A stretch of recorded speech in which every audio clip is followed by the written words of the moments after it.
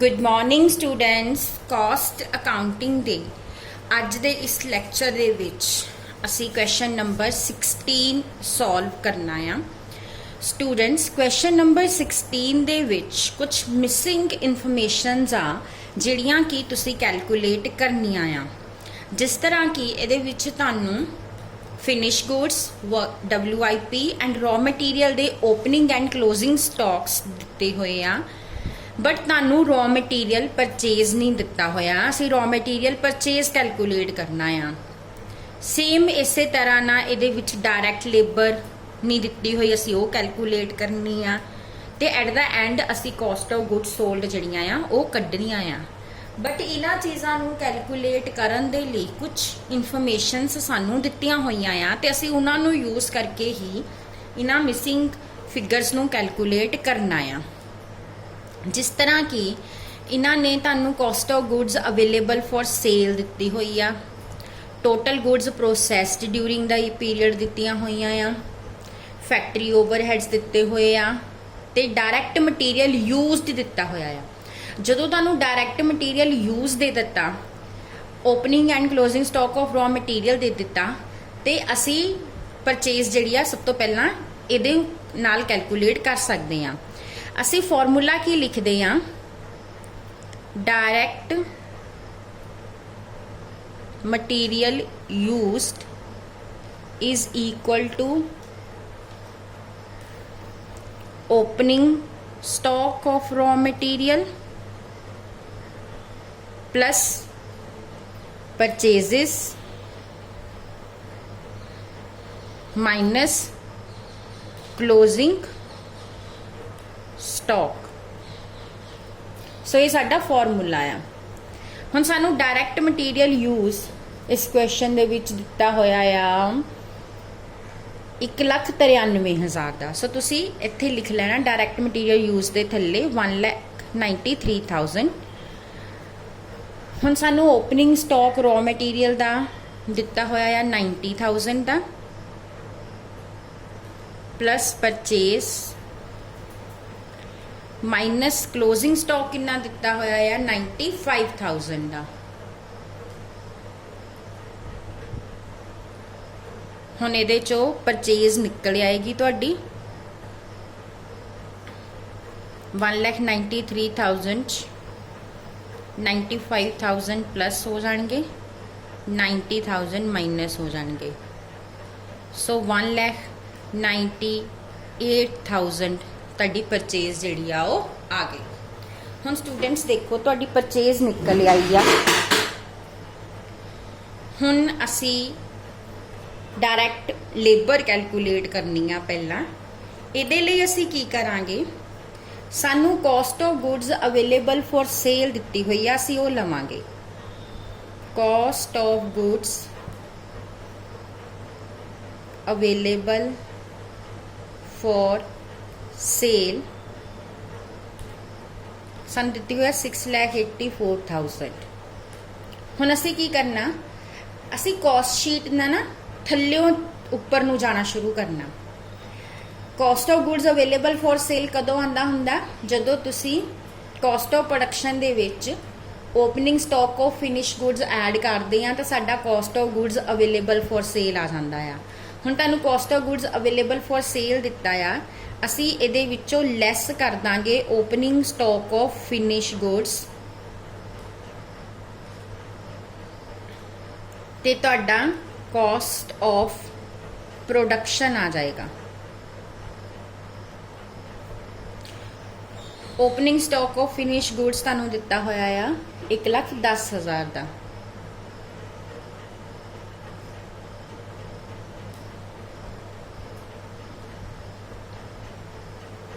$5,74,000 की तुहाडी cost of production आ गई।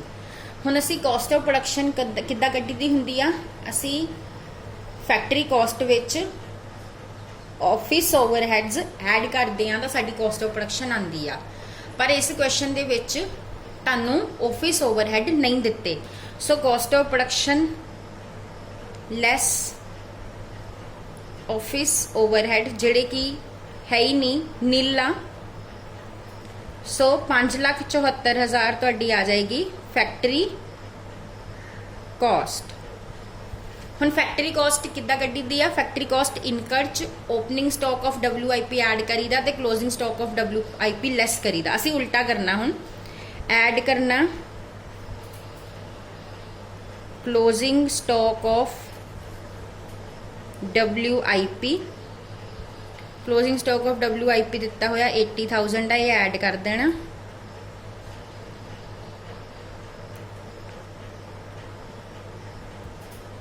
$6,54,000 तुहाडा आ गया। हुण इहदे चों लैस कर देना ओपनिंग स्टॉक ऑफ WIP। ये कितना दिता होया तुहानू? 70,000 दा।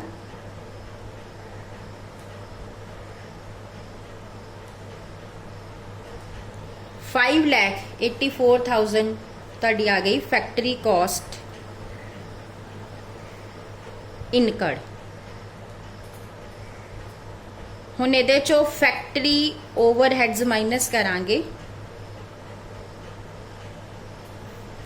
ते तुहाडी प्राइम कॉस्ट आ जाएगी। फैक्टरी ओवरहेड सानू क्वेश्चन च दिते हुए आ 1,67,000 दे, इनू माइनस कर दो।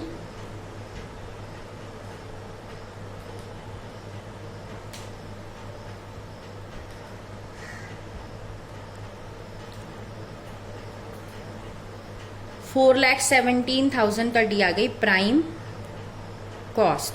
हुण प्राइम कॉस्ट किद्दां कड्ढी दी आ असीं?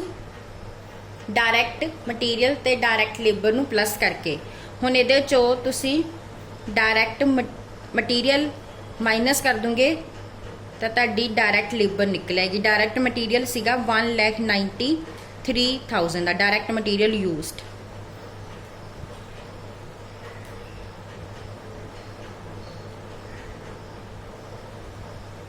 $2,24,000 जिहड़ी तुहाडी आंसर देख लो 2,24,000 ही आ। 2,24,000 तुहाडी डायरैक्ट लेबर जिहड़ी आ वो आ गई।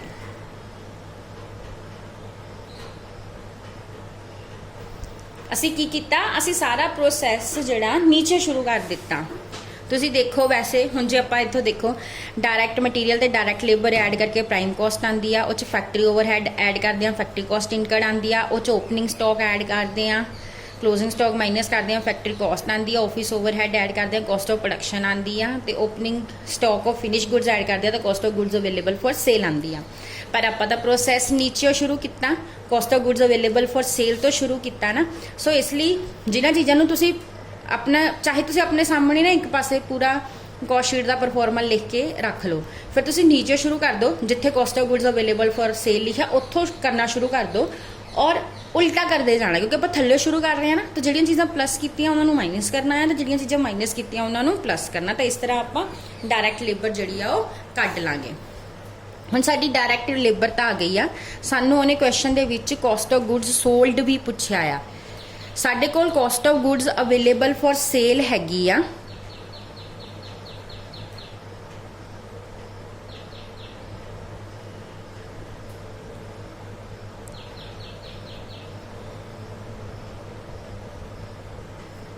ये साडे कोल जिहड़ी आ 6,84,000 दी आ। इहदे विचों तुसी लैस करो closing stock of finish goods. Closing stock of finish goods दिता होया तुहानू 95,000 दा स्टार्टिंग ची, ये माइनस कर दो।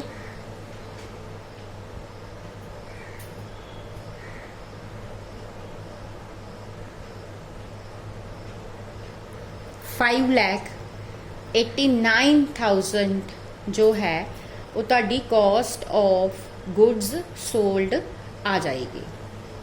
ये मोरे लिख लो कॉस्ट ऑफ गुड्स सोल्ड।